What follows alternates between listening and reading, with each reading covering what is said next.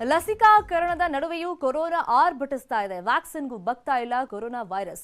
ಲಸಿಕೆ ಹಾಕಿಸ್ಕೊಂಡವರಲ್ಲೂ ಕೂಡ corona virus ಕಾಣಿಸ್ಕೊಳ್ತಾ ಇದೆ.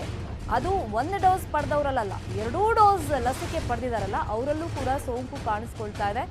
ಮೊದಲ ಡೋಸ್ ತಗೊಂಡ 13,000 ಮಂದಿಯಲ್ಲಿ ಸೋಂಕು ಕನ್ಫರ್ಮ್ ಆಗಿದೆ.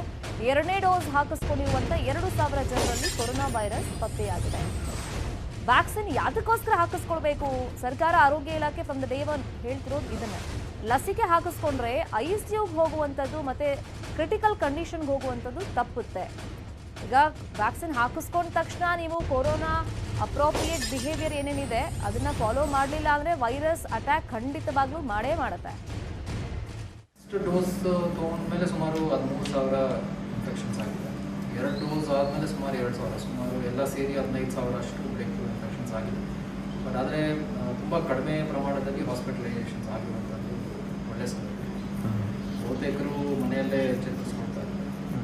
After second dose adequate antibody levels ಆಗಿದೆ. So that is a good sign.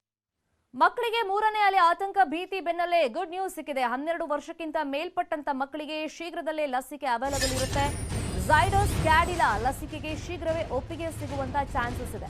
12 ವರ್ಷಕ್ಕಿಂತ ಮೇಲ್ಪಟ್ಟ ಮಕ್ಕಳಿಗೆ ಲಸಿಕೆ ಅಭಿಯಾನ ಇನ್ನೇನು ಶೀಘ್ರದಲ್ಲೇ ಸ್ಟಾರ್ಟ್ ಆಗುತ್ತೆ. ಝೈಡಸ್ DNA ಲಸಿಕೆ ಬಳಸೋದಕ್ಕೆ ಒಪ್ಪಿಗೆ ಸಾಧ್ಯತೆ ಇದೆ. ಮಕ್ಕಳಿಗೆ 3 ಡೋಸ್ ವ್ಯಾಕ್ಸಿನ್ ಅನ್ನು ಝೈಡಸ್ ಸಂಸ್ಥೆ ಸಿದ್ಧಪಡಿಸಿದೆ. ಈಗಾಗಲೇ ಝೈಡಸ್ ಕ್ಯಾಡಿಲಾಗೆ DCGI ಒಪ್ಪಿಗೆ ಕೊಟ್ಟಿದೆ. DCGI ಭಾರತೀಯ ಔಷಧ ಮಹಾನಿರ್ದೇಶನಾಲಯ ಮತ್ತೊಂದು ಸಭೆ ಮಾಡಿದ ಮೇಲೆ ಮಕ್ಕಳ ಲಸಿಕೆಗೆ ಅಸ್ತು ಅಂತ ಹೇಳ್ಬಿಟ್ಟು ಒಂದು ಗ್ರೀನ್ ಸಿಗ್ನಲ್ ಸಿಗುತ್ತೆ.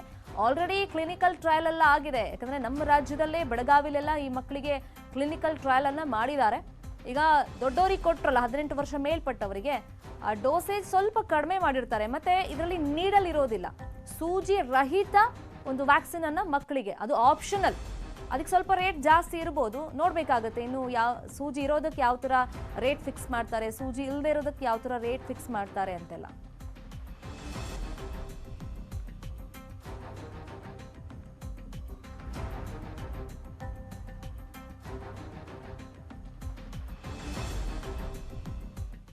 ಮತ್ತಷ್ಟು ಸುದ್ದಿ ನೋಡೋಣ ಬ್ರೇಕ್ ಆದ್ಮೇಲೆ.